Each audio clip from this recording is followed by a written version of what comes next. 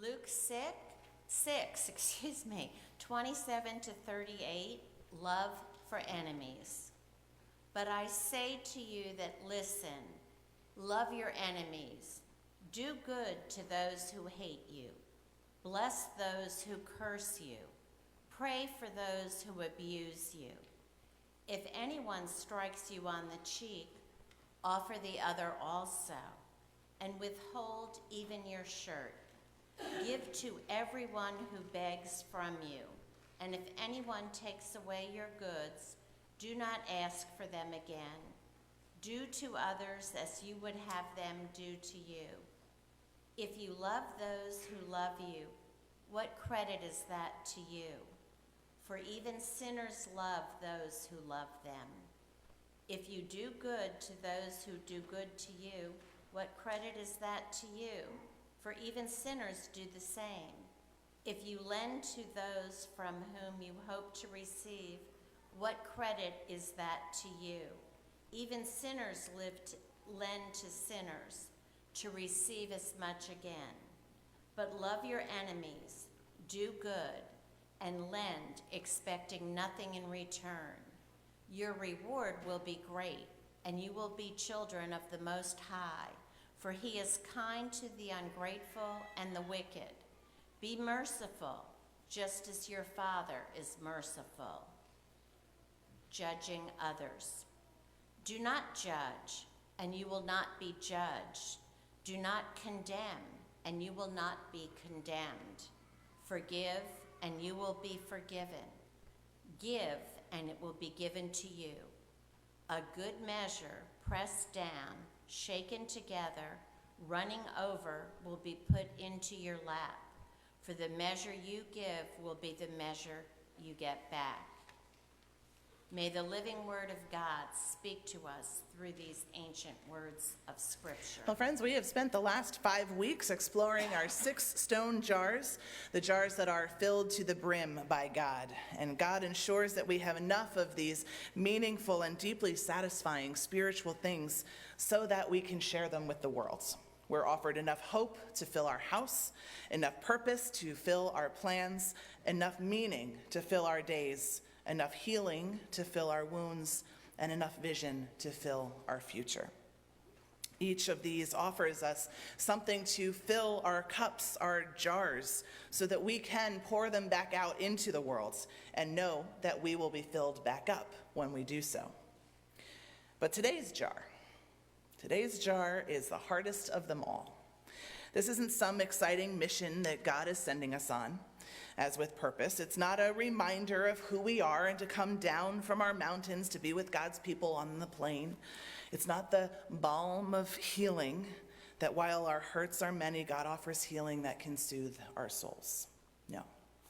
This jar, this one, while it sounds bright and happy and sunshiny, grace is hard.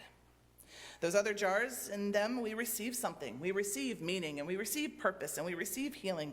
But with this jar, we're asked to make a sacrifice. This past week, I was visiting somebody at Overlook, and I was walking back to my car in the parking garage, and it was one of the very, very cold days this week. It's a little harder to imagine now that we're having a heat wave, but it was very, very cold as we were walking through. And I look over, and I hear a woman calling to me, and she was very nervous, and she was, of course, very cold. She asked if I knew where level 3 was of the parking garage, and I said, yes, I happen to be parked there, so let's walk together. I'll show you where it is. She was clearly upset by not being able to find her car. She was totally turned around, and as we walked and talked, she reflected that, and sort of saying that she didn't like the reason she had to be here at the hospital in the first place. She was clicking her car key, but nothing was responding. And so I kept saying, she kept saying, that's where I thought I was. That's where I thought I parked my car. And I said, it's okay, don't worry, we'll find your car. I said, if we have to walk around, we'll find it. And she was very relieved. But as we got to level 3, the car was nowhere to be found. She kept clicking and nothing was responding. Well, I couldn't leave this somewhat frail and very cold woman wandering through the parking garage. And so I said, if you're comfortable, my car's right here. Why don't you get in and I'll drive you around the parking garage until we find your car. She's like, oh yes, immediately. She jumped on it. Absolutely, yes, I will do that. Not only was she comfortable, but she was very relieved. And so we drove around, and we eventually found one of those in-between levels. It's marked 3, but actually is 4. And so we chatted while we're doing this, and we never exchanged names. I don't know her name. She doesn't know mine. I don't know why she was there. She doesn't know why I was there, although she did reflect, as I said, that she wasn't there for a pleasant visit. But she told me about her kids. She told me where she lived now, and we had one of those very pleasant conversations that you might strike up with a stranger, this one in a parking garage.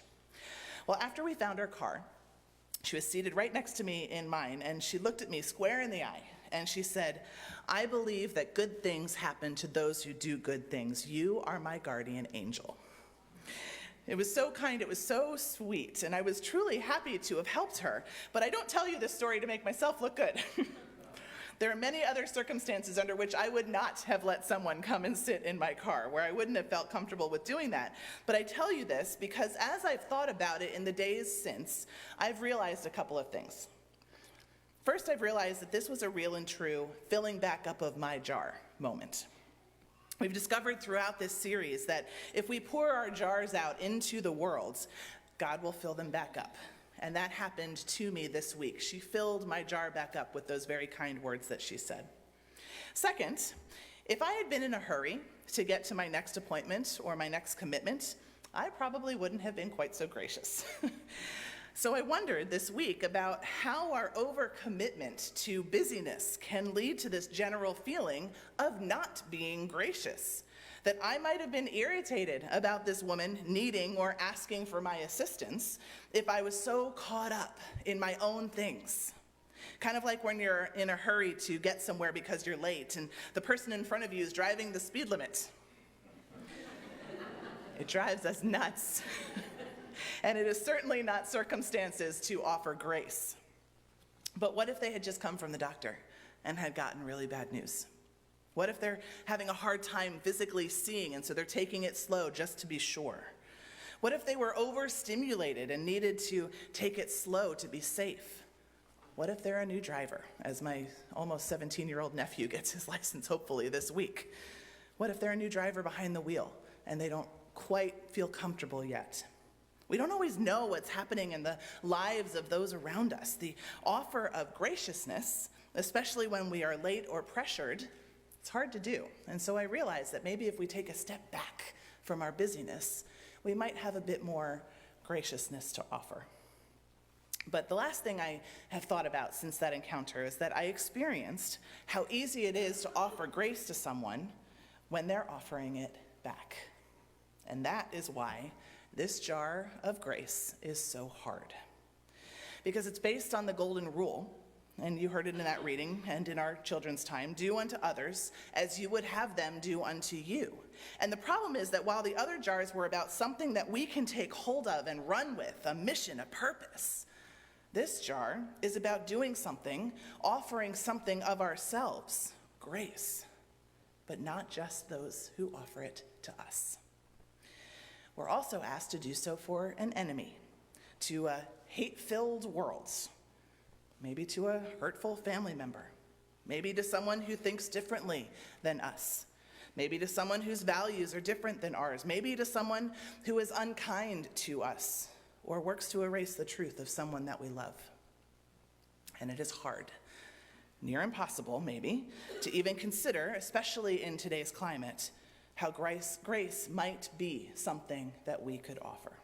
Our society, our world, it feels completely devoid of it. And living into grace, that seems like yelling into the void. There is no purpose, no reason, no way that my grace, the grace that I offer to someone who doesn't offer it in return, there is no way that that could possibly make a difference. And yet, the words of Jesus in this passage call us to embody just that, to offer grace when we're faced with our enemy. Now, this isn't the movies. Our enemies don't often have a face and a name. It's not like Darth Vader or Voldemort. Did I say his name? Voldemort live among us, and we know that who it is that we need to battle. I imagine most of us would be hard-pressed to come up with a person that we would consider our enemy, someone who has made our life that miserable, the bad guy that the plot line shows us needs to be defeated. Life isn't that cut and dry. But we do have enemies. And they often come in a more masked form, like greed, selfishness, hatred, or racism, or sexism, or anti-LGBTQIA, and the like. Our enemies are often spiritual, often societal, or even somewhat theoretical. And yet somehow, in this passage, Jesus calls us to embody grace even in the face of those. And that is perhaps the hardest part of this hardest jar. The fact that our response isn't predicated on their behavior. It is entirely on this position or call from God. One of my most favorite TV shows is The West Wing. I wonder if many of you have seen it. It aired in 1999, which feels like an eternity ago now. Went on for 7 award-winning seasons, and it's about the events and the decisions and the drama that President Jed Bartlett and his senior staff go through day in and day out, halfway through his first and then through his second term as the President of the United States. The characters are engaging, they're funny and quirky, they seem brilliant, and regardless of one's real-life party affiliation, President Bartlett is someone who becomes the perfect president for you. He is someone who is filled with these real emotions, who offers meaningful advice with the right words for the moment, and he makes powerful decisions based on what is right.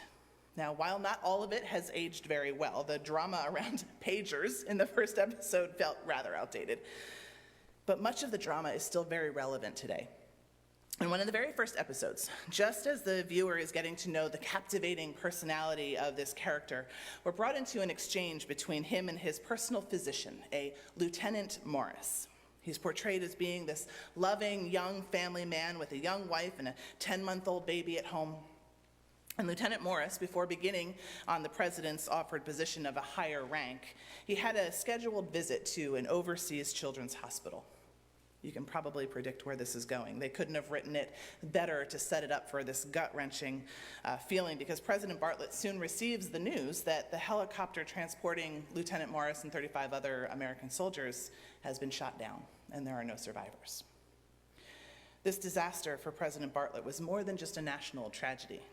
He felt a sense of a personal loss and even guilt.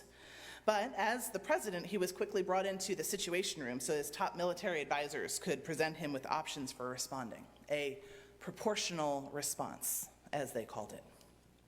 Well, President Bartlett interrupted the presentation of options with the seeming naivete of a first-term, first military action president, and in this low voice asked, "What is the virtue of a proportional response?" Well, it turns out he wasn't being naive. It was a challenge to his advisors as they realized they were being asked to examine what makes their military response appropriate and wrestle with why they shouldn't establish themselves as the greater power and come back at the attacking country with a far harsher response. So they did as they were asked. They came back with options that would not only take out some of the enemy's military strongholds, but would also have significant civilian casualties. This response was not proportional, but it was one that would make a president known, establishing his place among the world leaders.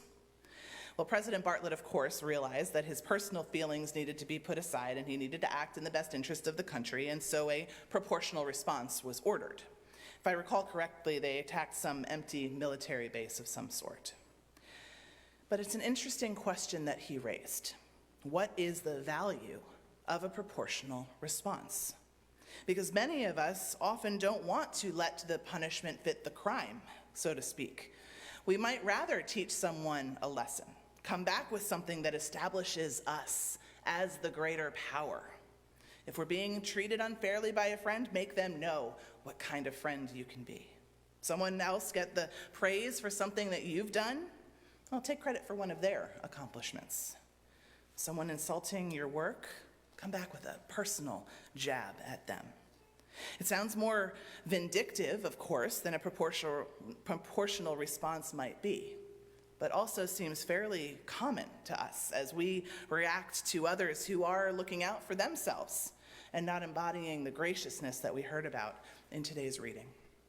And in the climate of our world today, where the other side, no matter what side you're on, when the other side grows further and further away, it is not very hard to meet the hatred and the vitriol with the same. And that is the problem with today's passage from Luke, because it calls us to not only tamp down our natural human response that makes us want to act in a disproportionately vindictive way, but also calls us to not act in a proportional way. You see, Jesus is calling us to a disproportionate response, but in the way of grace. That we can never offer too much grace.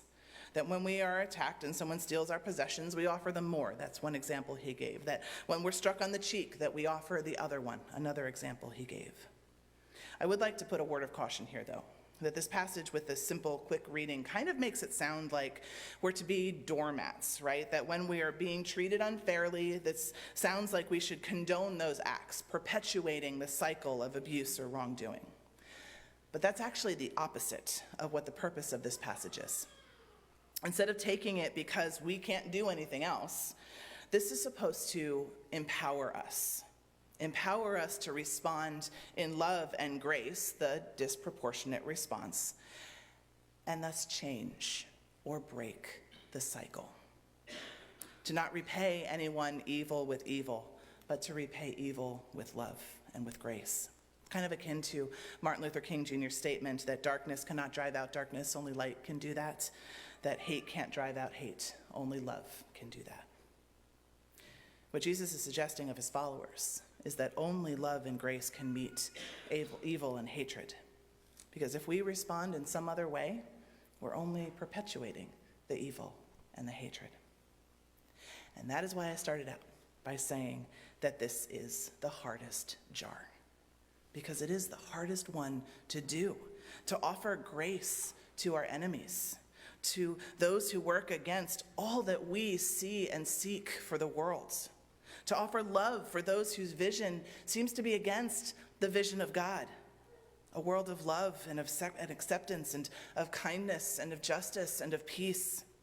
It is hard. Perhaps sometimes it is impossible. But my friends, that's why this grace exists for us too. Because this life is hard. This way is hard, and to offer love and grace to those who offer us evil and hatred is hard and often impossible. And so the grace that we hope to extend to others is the same grace that is extended to us by God. You see, God also has a disproportionate response. By virtue of being human, we're all broken. We are all subject to doing things differently than the divine. It is the very definition of being human, after all. And yet God doesn't respond vindictively, as God would have full cause to do. Instead, God responds every time, every single time, with grace, with love, and with the welcoming open arms of a creator who gets it, who has been there, because God walked the earth as Jesus. So we can know that even when we can't empty our jars of grace into the world, that we are still met with grace from our Creator, who continues to pour grace into us and into the world. And now this might just be the hardest part of all, extending ourselves the grace that we offer to others and the grace that God offers to us. How often do you let yourself get off easy?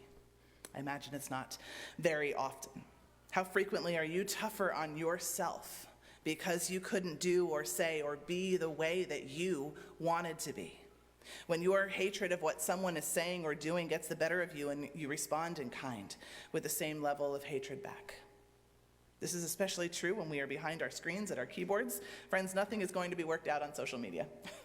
We are not going to figure out this world by feeding the beast that seems to be built on drama and hatred. And when we can't just help it, when we feed that beast and contribute to the rhetoric of hate, how gracious are we with ourselves when we realize and remember what God is calling us to, this disproportionate response of grace. And that is why this is the hardest jar, because we're taught by the world around us to embody a sense of balanced reciprocity, that what you do for me, I'll do for you. You scratch my back, I'll scratch yours. And even that is sometimes a stretch. So if we can shift, if we can shift our way of being to that of the same extensive grace, the disproportionate response that God offers to us, shift that for the world, for our enemies, for those who work against everything that we believe in, and shift it to ourselves. At least we aren't adding to it. In fact, this shift is what turns the world upside down, as we've seen God do again and again in the person message of Jesus. Because loving our enemies and offering them grace is not just a moral code. It's not just a good idea that we try our best to make happen. It's not even just a call to be nice to those who aren't nice to us. It is a revolution. It's a revolution that turns the world on its head and asks us to embody a way that is absolutely contrary to our human condition, to our very nature, to embody a way that is only possible when it comes from the God who offered it to us first. And so with the faith that there is enough grace to go around, and with the faith that love wins, we can empty our jar of grace back into the world, knowing that it's just the beginning of changing the way that things are into the way that God envisions them to be. This jar might be the hardest, but it is perhaps the one that's the most worth it to try.